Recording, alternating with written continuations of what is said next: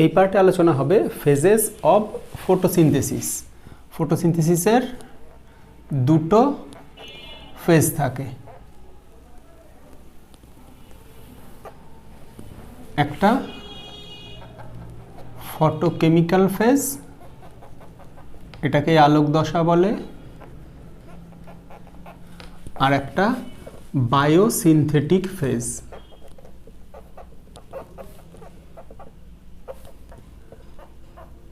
এটাকে অন্ধকার দশা বা ডার্ক ফেজ বলে। ফটোকেমিক্যাল ফেজে যে ঘটনাগুলো ঘটে সে ঘটনাগুলো এই রকম। প্রথমে ক্লোরোফিল সূর্যালোক শোষণ করে, যার ভেতরে ফোটন কণা থাকে। ফোটন কণা শোষণ করে ক্লোরোফিল কি হয়, উত্তেজিত হয়। তাহলে প্রথম যে পয়েন্ট সেটা হচ্ছে এই ফোটন কণা, এটা অ্যাবজর্পশন বা শোষণ। তাহলে আলোক দশায় যে ঘটনাগুলো ঘটে, ফোটন শোষণ, এরপরে ক্লোরোফিল উত্তেজিত হয়ে ইলেকট্রন প্যাক করে। বিভিন্ন ইলেকট্রন বাহক আছে, ইলেকট্রন ক্যারিয়ার, যার মধ্যে দিয়ে ইলেকট্রনটা বাহিত হয়। তার মানে এরপরে কি হয়, ইলেকট্রন ট্রান্সপোর্ট হয়। যে জিনিসগুলো উৎপন্ন হয়, এটিপি সিনথেসিস হয়, এটিপি সিনথেসিস। এছাড়া NADP+ এর বিজারণ বা রিডাকশন অফ NADP+ এইটা হয়, এবং বাই প্রোডাক্ট হিসেবে অর্থাৎ উপজাত পদার্থ রূপে অক্সিজেন এইটা উৎপন্ন হয়, অক্সিজেন জেনারেশন। তাহলে আলোক দশার যে পথে বা যে অংশে ফোটন শোষণ, electron transport, ATP synthesis, NADP+ এর বিজারণ, অক্সিজেন উৎপন্ন হয়, সেইটাকেই বলা হয় ফটোকেমিক্যাল ফেজ। বায়োসিনথেটিক ফেজ কি? অন্ধকার দশার যে অংশে বা যে পার্টে কেলভিন সাইকেল এর মাধ্যমে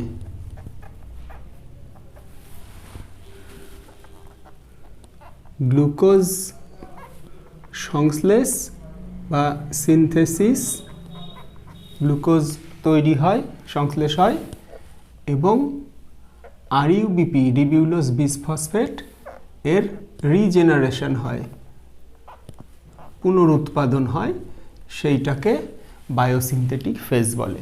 তাহলে এখানে গ্লুকোজ সংশ্লেষ এবং RUBPর পুনরুৎপাদন, এই ফটোকেমিক্যাল ফেজ এইটা অ্যাকচুয়ালি লাইট ফেজ, আর বায়োসিনথেটিক ফেজ এইটা অ্যাকচুয়ালি ডার্ক ফেজ। এই যে পার্টটা আছে ফটোকেমিক্যাল ফেজ, এটা কিন্তু ভৌত রাসায়নিক প্রক্রিয়া। আর বায়োসিনথেটিক ফেজ এটা কিন্তু জৈব রাসায়নিক প্রক্রিয়া, যেহেতু গ্লুকোজ এখানে তৈরি হয়।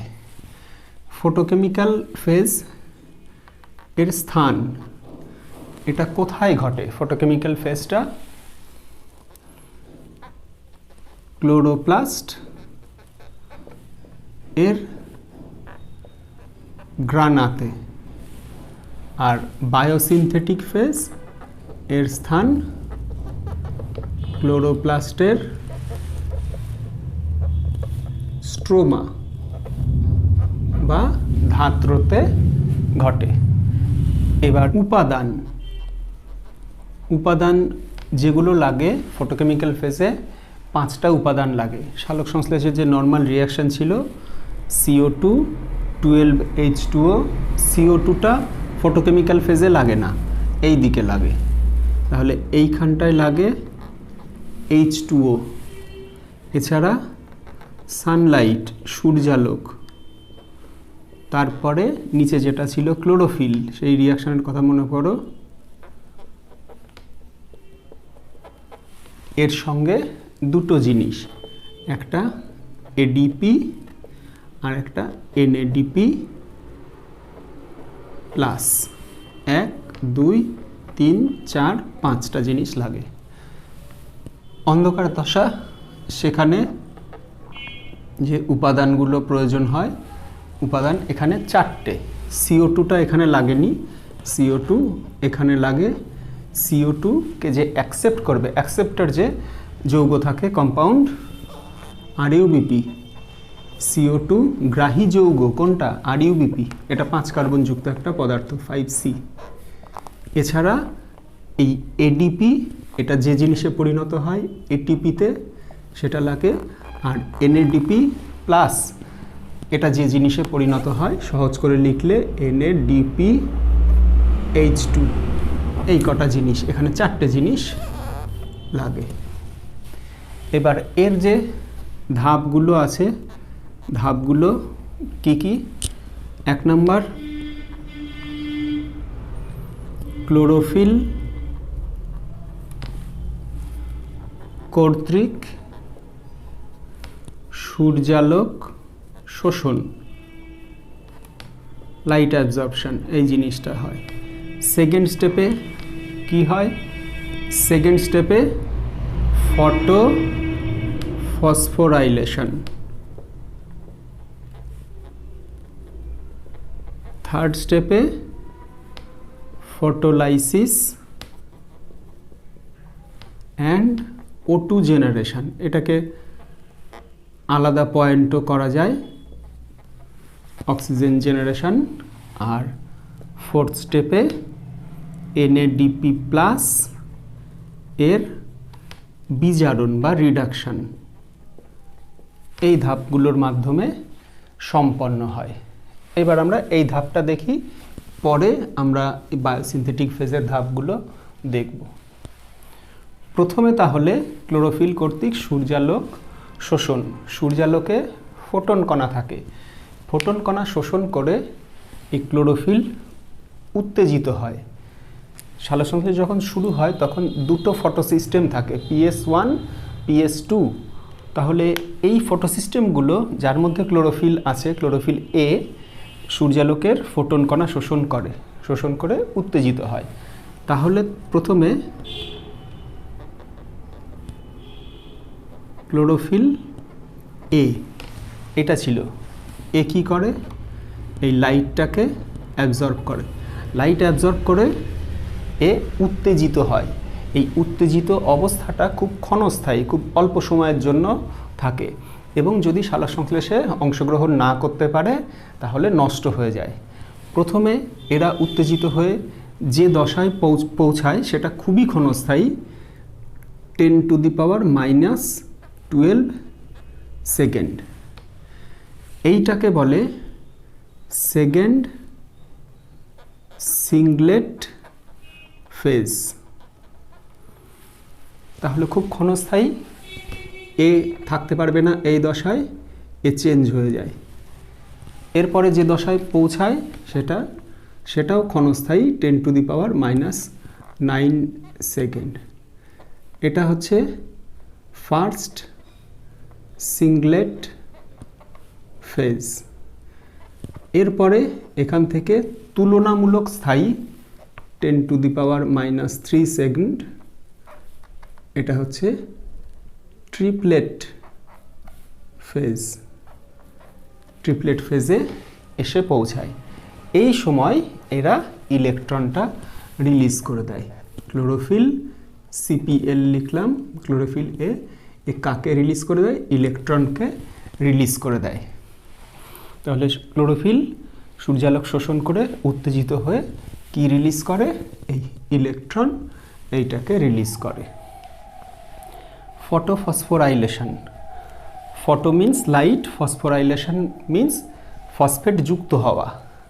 যেহেতু সূর্যালোকের উপস্থিতিতে হয়, অর্থাৎ সালোকসংশ্লেষের সময় হয়, এটাকে ফটোফসফোরাইলেশন বলে। ফসফোরাইলেশন এখানে এই রকম নাম, আর যদি রেসপিরেশনের সময় হয় তখন নাম হয় অক্সিডেটিভ ফসফোরাইলেশন, এখানে ফটোফসফোরাইলেশন।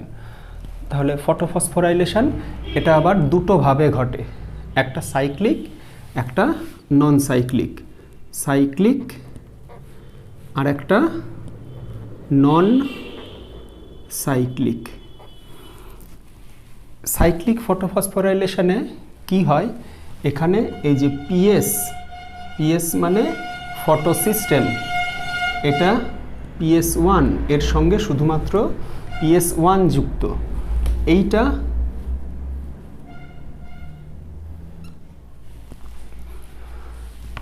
সাতশো ন্যানোমিটার তরঙ্গ দৈর্ঘ্যের আলো শোষণ করতে পারে। এখানে যে ক্লোরোফিল থাকে, সূর্যালোক সেখান থেকে ফোটন কণা আসলে পরে এরা উত্তেজিত হয়, উত্তেজিত হয়ে এইভাবে ইলেকট্রন রিলিজ করে। 2 ফোটন দিলে 2 ইলেকট্রন লেখা যায়, ওটা কোনো সমস্যা না। এইবার এই ইলেকট্রনটাকে প্রথমে এফআরএস ফেরিডক্সিন রিডিউসিং সাবস্ট্যান্স কর্তৃক এটা গৃহীত হয়। তারপর ইলেকট্রনটা ট্রান্সফার করে কাকে? ফেরিডক্সিনকে। এরপর এই ফেরিডক্সিন সেখান থেকে ইলেকট্রনকে ট্রান্সফার করে সাইটোক্রোম B6কে, সাইটোক্রোম B6। এরপরে এটা ট্রান্সফার হয় সাইটোক্রোম Fএ, তারপরে ট্রান্সফার হয় PC মানে প্লাস্টোসায়ানিন। তারপর ইলেকট্রনটা আবার পুনরায় এখানে ফিরে আসে। এবার যখন এরকম ইলেকট্রন গ্রহণ বর্জন হয়, তখন এই ক্ষেত্রে এখানে এবং এখানে ইলেকট্রন বর্জিত যে শক্তি, সেই শক্তির প্রভাবে এডিপির সঙ্গে পিআই যুক্ত হয়ে এটিপি তৈরি করে। তাহলে এখানে এই সাইক্লিক ফটোফসফোরাইলেশনে দুটো এটিপি তৈরি হয়। সাইক্লিক কেন? ইলেকট্রন যেখান থেকে রিলিজ হয়েছিল আবার ফের করে সেখানে চলে আসে, এই জন্য এটা সাইক্লিক ফটোফসফোরাইলেশন। কিন্তু এটা যদি নন সাইক্লিক ফটোফসফোরাইলেশন হয় তখন ডিফারেন্ট রিয়াকশান হবে। এই পার্টটা একটু মুছে নিই, তারপরে দেখাচ্ছি। নন সাইক্লিক ফটোফসফোরাইলেশনে দুটো ফটোসিস্টেম যুক্ত থাকে, PS1 এবং PS2। PS1 700 ন্যানোমিটার তরঙ্গ দৈর্ঘ্যের আলোকে ক্রিয়াশীল হলে PS2 680 ন্যানোমিটার তরঙ্গ দৈর্ঘ্যের আলো শোষণ করতে পারে। এরাও একই রকমভাবে ফোটন কণা শোষণ করে উত্তেজিত হয়। এরাও ইলেকট্রন রিলিজ করে। দুটো দেখাতে পারো, এখানে দুটো দেখাতে পারো।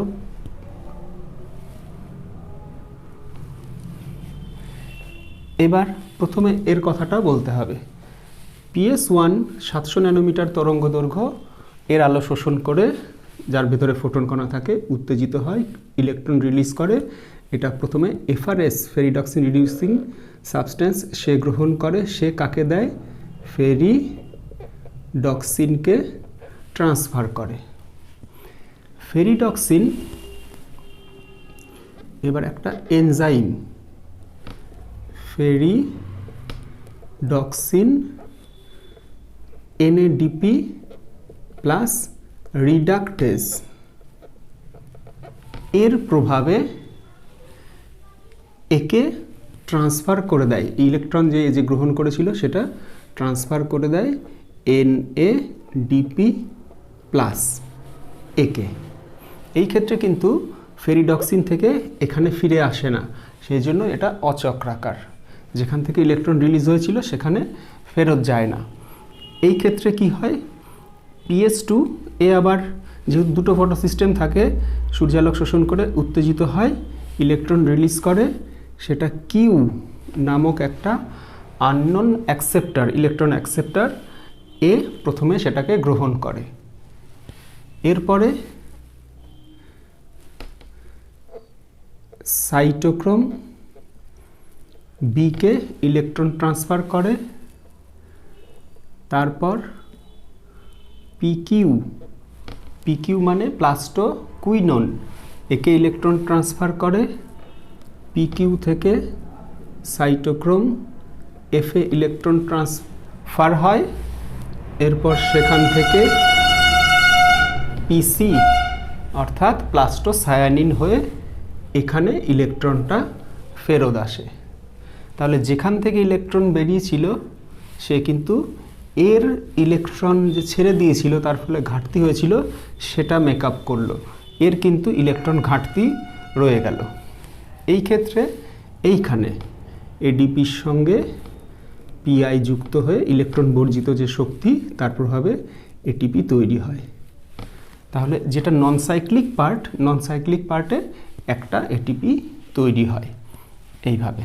তাহলে এই এটিপি তৈরি হওয়াকেই ফসফোরাইলেশন বলে। এটা সাইক্লিক ওয়েতে হতে পারে, আবার এরকম নন সাইক্লিক ওয়েতে হতে পারে। এরপরে ফটোলাইসিস এবং অক্সিজেন জেনারেশন।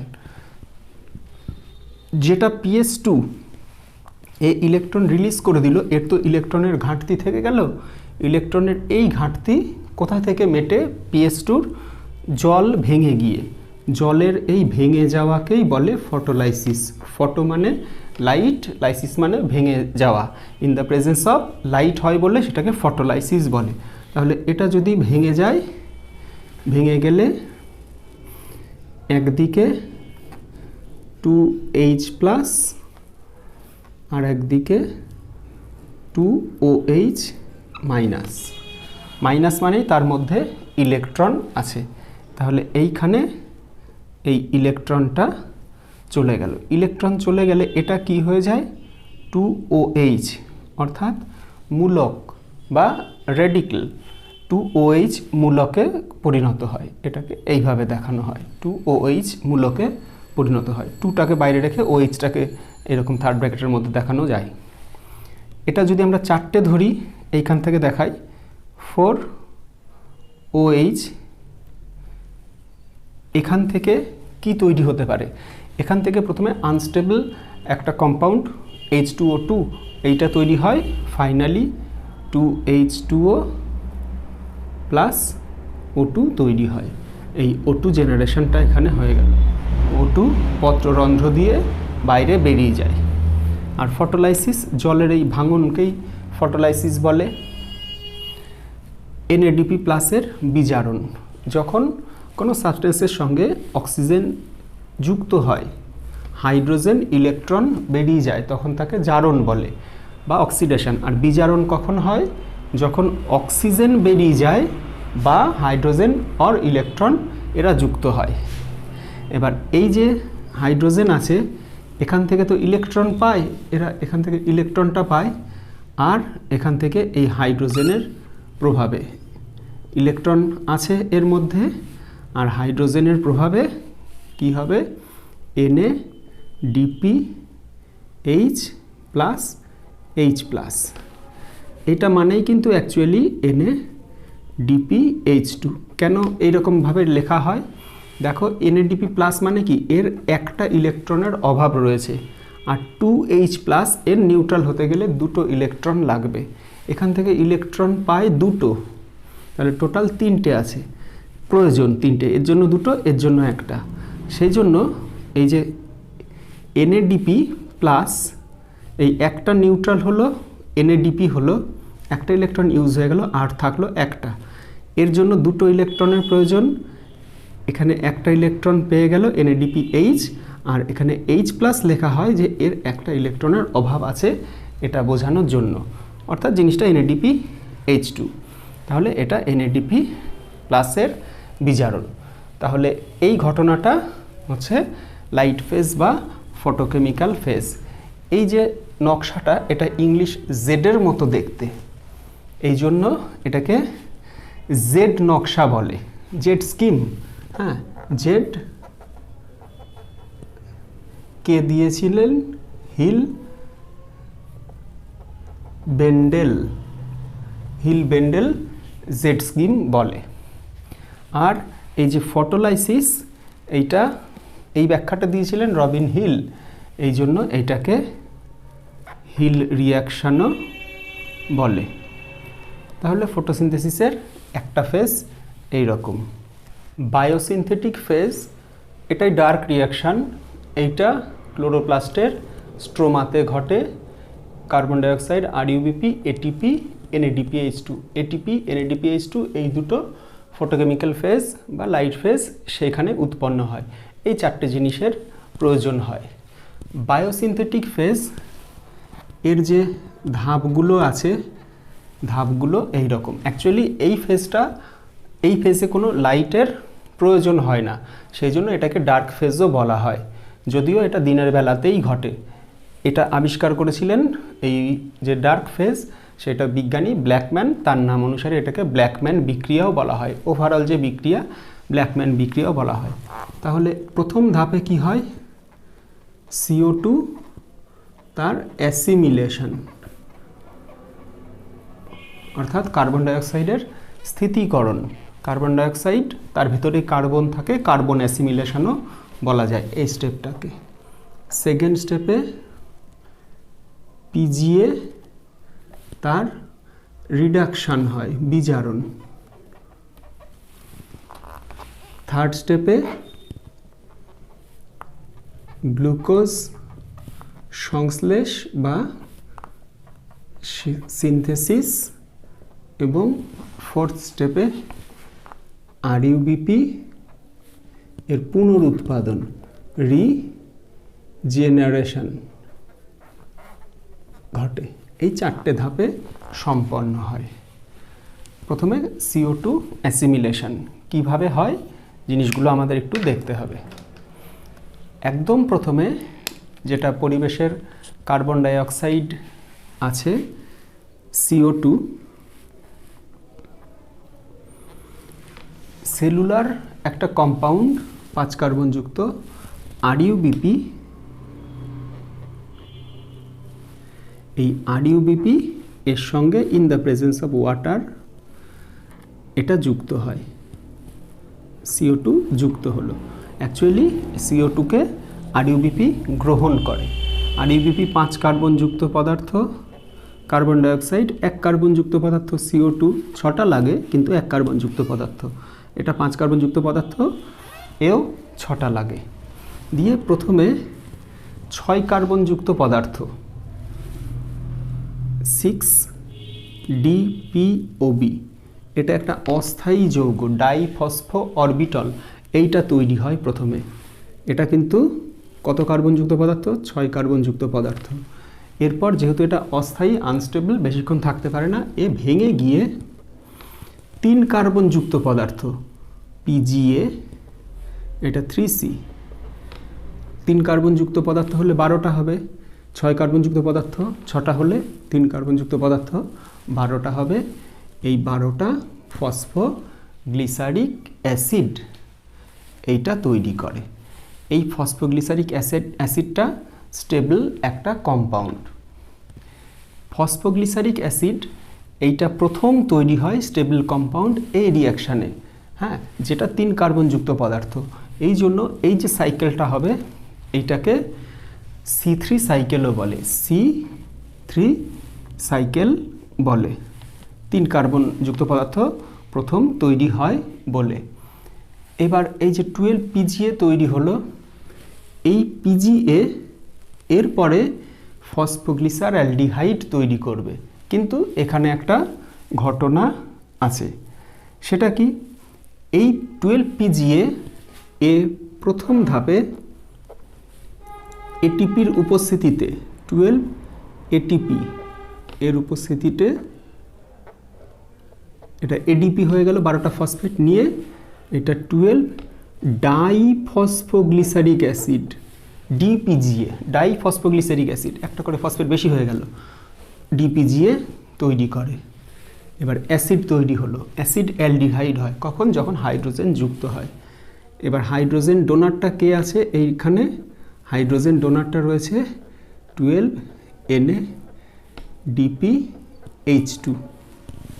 এটার ইউজও হয়ে গেল, এটা প্রথমেই ইউজ হয়ে গেছে, এটার ইউজ এখানে আরও এক জায়গায় আসবে, এটার ইউজ হয়ে গেল। তাহলে কি তৈরি করবে? 12 NADP+, এইটা তৈরি করলো।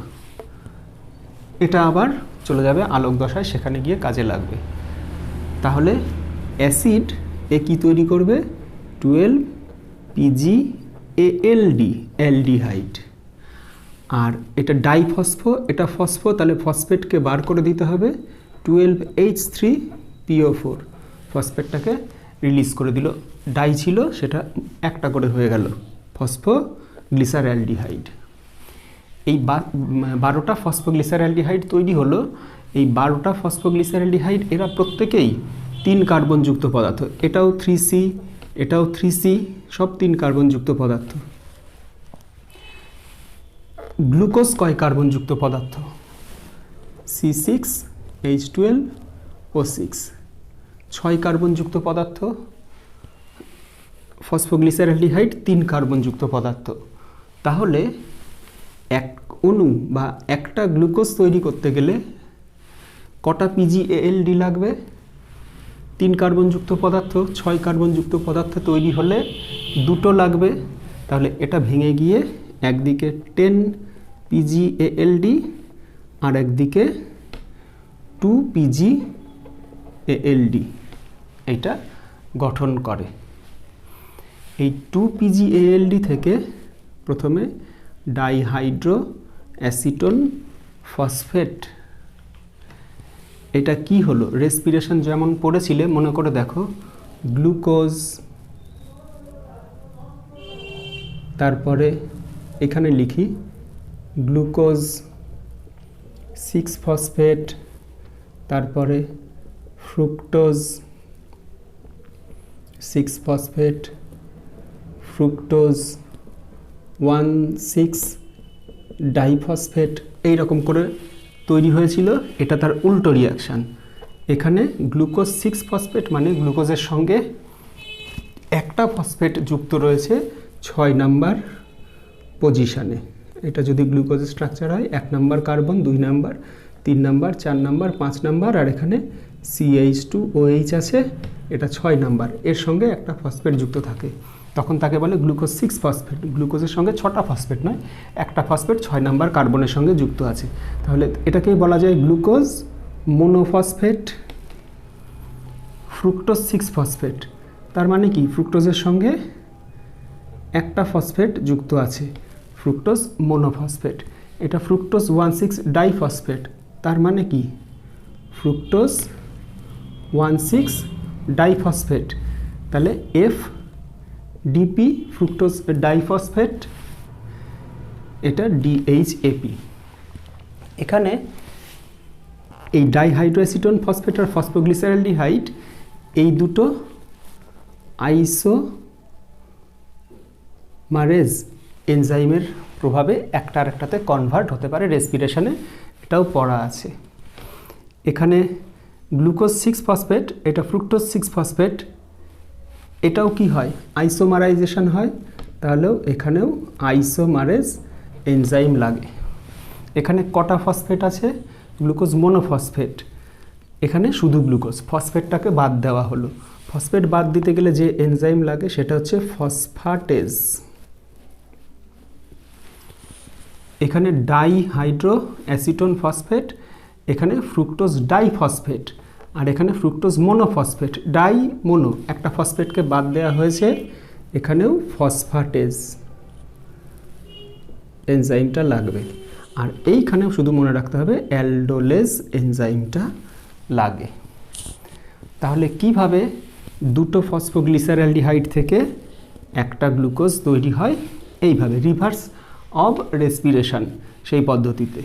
ফসফোগ্লিসারঅ্যালডিহাইড, dihydroacetone phosphate, fructose diphosphate, fructose monophosphate, glucose monophosphate, then ফসফেটটা বেরিয়ে গেলে গ্লুকোজ তৈরি হয়। আর বাকি থাকলো 10টা ফসফোগ্লিসারঅ্যালডিহাইড। এরা বিভিন্ন অন্তর্বর্তী যৌগ, এরিথ্রোলোজ, সেডোহেপটুলোজ, জাইলুলোজ, এগুলো সবাই 4 কার্বন, 7 কার্বন, 5 কার্বন যুক্ত বিভিন্ন পদার্থ, বিভিন্ন রকম পদার্থ তৈরি হয়। তারপরে এরা তৈরি হয় 6টা RUMP রিবিউলোজ মোনোফসফেটে। সেখান থেকে রিবিউলোজ বিসফসফেট বা বাইফসফেট বা ডাইফসফেট তৈরি করবে। তাহলে কি লাগবে? এটিপি।